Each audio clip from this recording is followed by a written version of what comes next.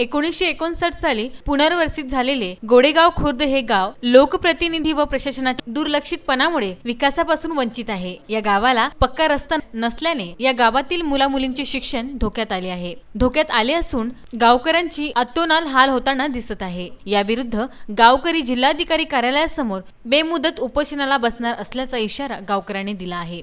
एकीकडे भारताचे पंतप्रधान नरेंद्र मोदी व महाराष्ट्राचे मुख्यमंत्री देवेंद्र फडणवीस हे राज्याला सुजलाम सुफलाम बनवण्याचे स्वप्न दाखवित असून दुसरीकडे 1970 साली पुनर्वसन झालेल्या गावाला आजपर्यंतही पक्का रस्ता न झाल्याने पावसाळ्यामध्ये या गावाचा अन्य जगाशी संपर्कच तुटत असतो।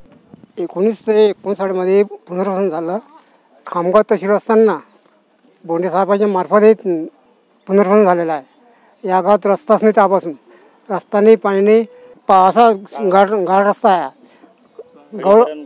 काही पक्का नाही, काही रस्ता काहीच नाही। आणि या गावात पोराची फार तकलीफ होत आहे। पोरं शाळेत जातात, 2 किलोमीटर अंतर जातात शाळेत। ती लहान पोरं 5-5 वर्षाची पोरं जातात 2 किलोमीटर अंतर कच्च्या रस्त्यानं। तर यासाठी ते पावसाळ्यात ते म्हणजे शाळाच पडते। शाळा पडल्यानंतर ते 4 महिने घरीच असतात। पावसाळ्यात पक्का रस्ता पाहिजे।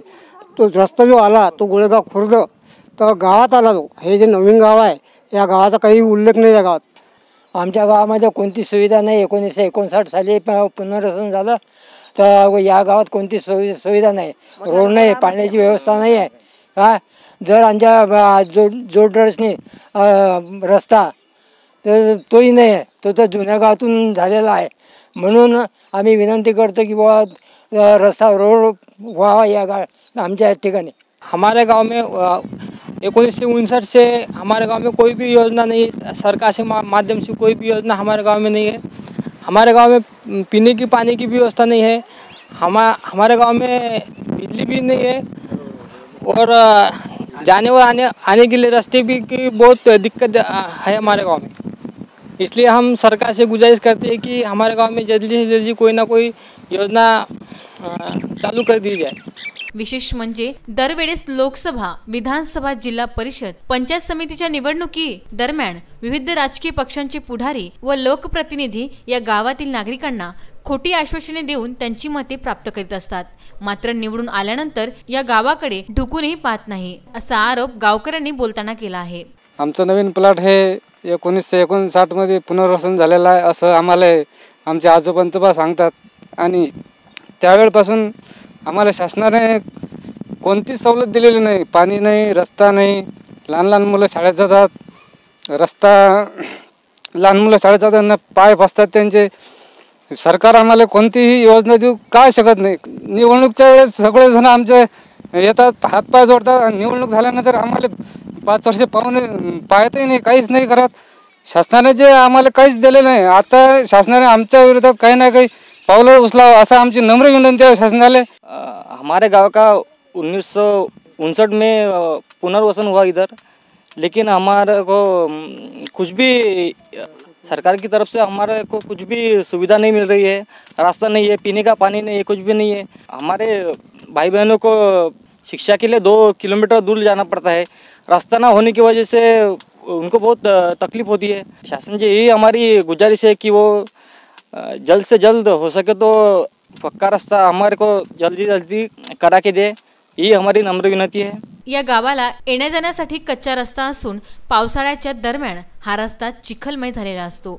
रस्त्याअभावी संपूर्ण 4 महिने या गावातील शाळा, कॉलेजमध्ये शिक्षण घेणारे मुलामुलींना गावाबाहेर पडता येत नाही। त्यामुळे गावातील मुलामुलींचे शैक्षणिक दृष्ट्या मोठ्या प्रमाणात नुकसान होत आहे। लेकरांच्या शिक्षणाला खूप त्रास होते। लेकरं म्हणजे पावसाळाभर पूर्ण 4 महिने लेकरं घरीच असतात। या रस्त्यामुळे म्हणजे 4 महिने लेकरं घरीच असतात, त्यांचं शिक्षण म्हणजे चांगलंपणे होतच नाही। आणि याच्यानंतरही जे पुढची पिढी आहे, रस्ता जर असाच राहिला होणार नाही तर त्यांची सुद्धा शिक्षणाकडे लक्ष होणार नाही। त्याच्यामुळे शासनाने या गावाला रस्ता पूर्ण करावा याचं काळजी घ्यावी। या गावात आम्ही राहायला त्यापासून या गावात कोणतीच योजना नाही।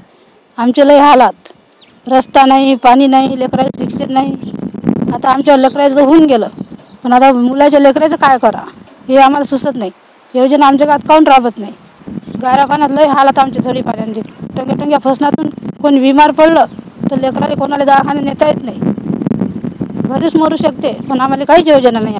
आमच्या गावात काहीच व्यवस्था नाही, नाही रस्ता आम्हाला नाही, काही पाण्याची लय सोय नाही आमच्या गावामध्ये. लेकरं लहान लहान लेकरं शाळेतून लोक जाऊ देत नाही, कच्चा रस्ता आहे. आम्ही काय करावं टिसा. जर या भागातील लोकप्रतिनिधी व संबंधित विभागाच्या अधिकाऱ्यांनी गोडेगाव खुर्द गावाला पक्का रस्ता बांधून न दिल्यास व गावात इतर सोयी सुविधा उपलब्ध करून न दिल्यास संपूर्ण गावातील रहिवासी आपल्या मुलाबाळासह लोकशाही मार्गाने बुलढाणा येथील जिल्हाधिकारी कार्यालयासमोर बेमुदत उपोषणाला बसून मागण्या मान्य होईपर्यंत उपोषण मागे घेणार नाही असा इशारा गावकऱ्यांनी दिला आहे. बीसी न्यूज करिता बुलढाणा येथून महेंद्र मिश्रा यांचा वृत्तांत.